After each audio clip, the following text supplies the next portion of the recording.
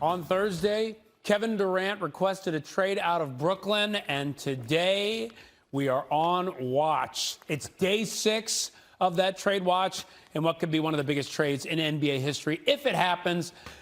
Now, the man who broke the story of KD's trade request is with us, Adrian Wojnarowski. Woj, now we know that Phoenix and Miami, they're on Durant's short list of preferred destinations.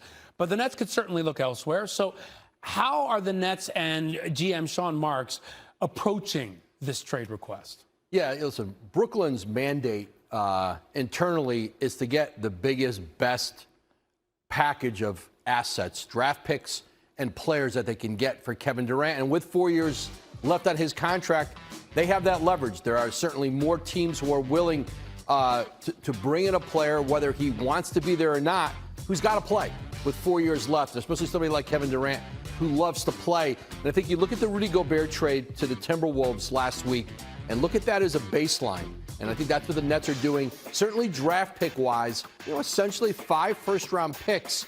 And I think right now for Brooklyn, they're looking at, perhaps 4 to 5 first-round picks, pick swaps, and then an all-star level player at the minimum. In other words, they could end up with the house. And think about this. KD and LeBron, only players to average 25 points per game for 3 different franchises. If KD's traded, he could become the first in history to do it for a 4th team. Okay, let's turn to KD's former teammate in OKC and in Brooklyn, James Harden, the 76ers. I miss KD. He would understand and explain everything that I'm not allowed to. Honestly, he was the greatest Laker ever. He understood the team over self, meaning your rewards would come to you if you value team goals over your own. Then everything would fall into place. All can reply. Bill Ryder's here with us. Bill, you've told us before, just don't even try to understand what Kyrie is thinking. But now we're trying to understand what Jeannie is trying to think here. I mean, she's tweeted 15 times. Someone went and said the whole year, including retweets and replies, 15 times this entire year. What do you make of that? Well, clearly someone in that Lakers organization, from Jeannie Buss's perspective, is putting themselves first, right? To a degree that's common in the NBA, but obviously not something the Lakers want or Jeannie Buss wants. But to be honest, Amanda, I don't know who it is. I made some calls today. I talked to some Lakers officials and some sources, and what I got back was she clearly misses Kobe Bryant, and you can read between the lines on the rest, which is they're trying to bring in Kyrie Irving. They're trying to move out Russell Westbrook. And I think I mostly just take her at face value. Jeannie's, I think, a really good owner. She's still trying to get her arms around what it is to be in charge of this organization. She took over from her brother 4 or 5 years ago. They've had some ups, they've had some downs.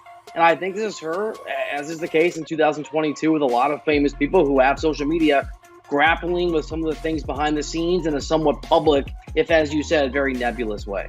So do you think that's where we're going to see him? Well, for me, it's always, look, talking to sources, people certainly think that's the most likely outcome. And looking at the odds, right, the offshore booking odds, that's where Vegas or Vegas adjacent institutions think that he's going to be. I think it's highly likely. If the Lakers are willing to attach 1 or 2 first-round future picks to that Russell Westbrook contract to move him out, then I think it becomes a totally different situation. They certainly see a possibility to be competitive again in a shorter window if they bring Kyrie in.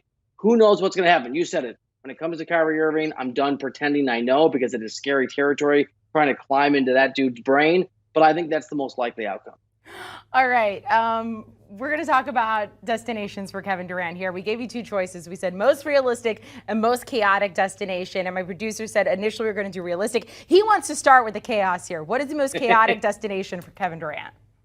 All right. So there's a lot of chaotic destinations. And I actually think, so we'll get to the one that I think is going to happen, which is the one that I think is going to happen. But there's a wide spectrum of actual possibilities here. That question, chaos, is not, I think, academic. There's a lot of things that could happen that would be pretty bizarre and pretty crazy. Here's the one that I think is the most insane that could happen. That's the Los Angeles Lakers. The odds aren't impossible on that front. They're not likely. But just talking to people around the NBA and really playing water cooler gossip games, Amanda, where could he go? What could he do? If, and again, it's an if, the Lakers are willing to attach enough picks, they move on from that Russell Westbrook contract, which is really the albatross that keeps them from being flexible and bringing somebody in.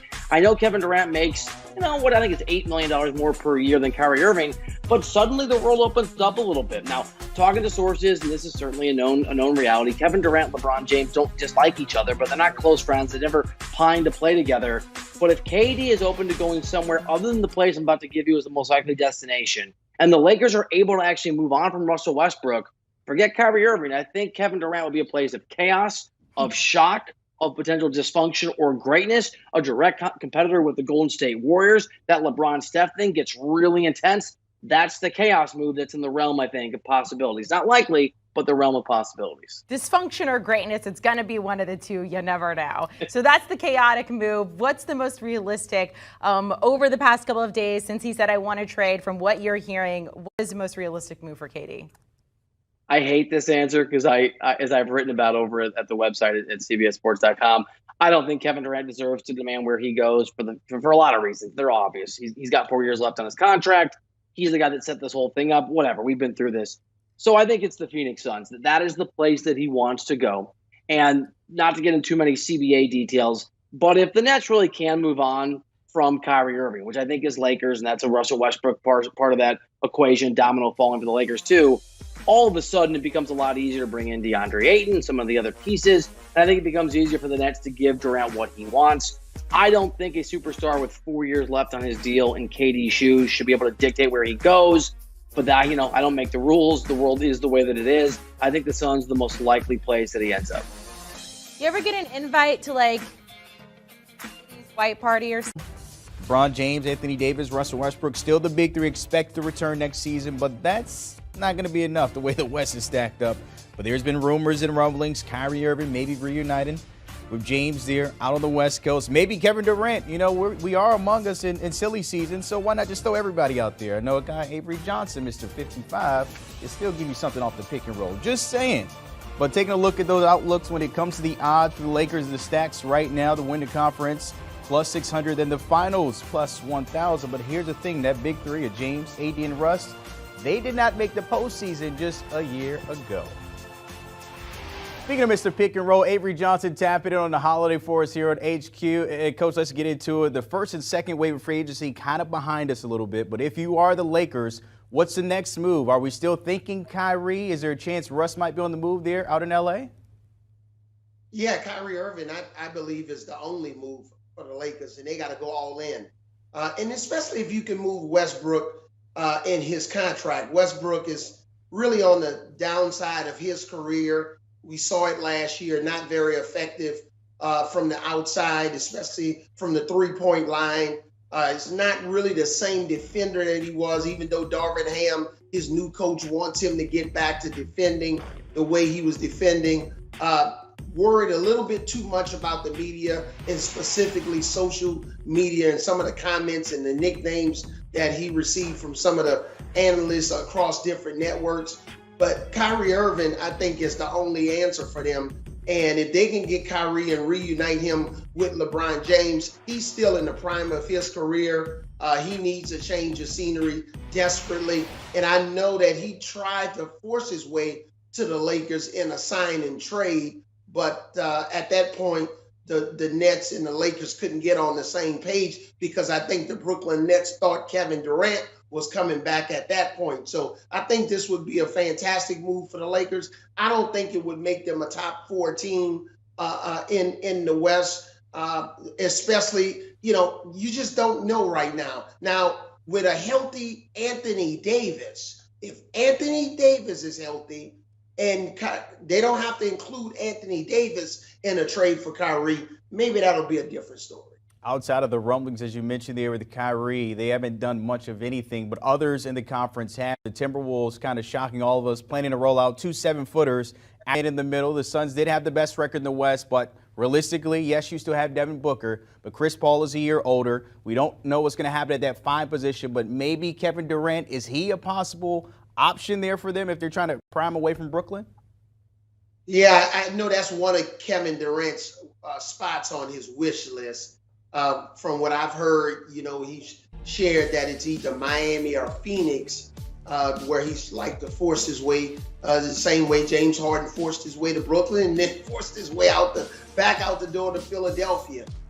But again, if you can pair him up with Booker and Chris Paul, which I think Chris Paul probably has about 3 more holes. If you're playing the 18-hole golf course, it's about 2 or 3 more holes left for Chris Paul, and I think the timing would be perfect because had Kevin Durant been a part of that Western Conference semifinals team in a Game 7 against the Mavericks at home, with another guy that can get his shot off, that can score, at a high rate, that puts pressure on the defense. You really didn't need a center at that point like DeAndre Ayton. You needed another playmaker. And Kevin Durant's an outstanding defensive player. Had he been a part of that team, I would have bet on the Suns to win that game against the Mavericks and not get blown out. So they would, I think, automatically leapfrog the Golden State Warriors to become the favorites to win the NBA Finals if Kevin Durant is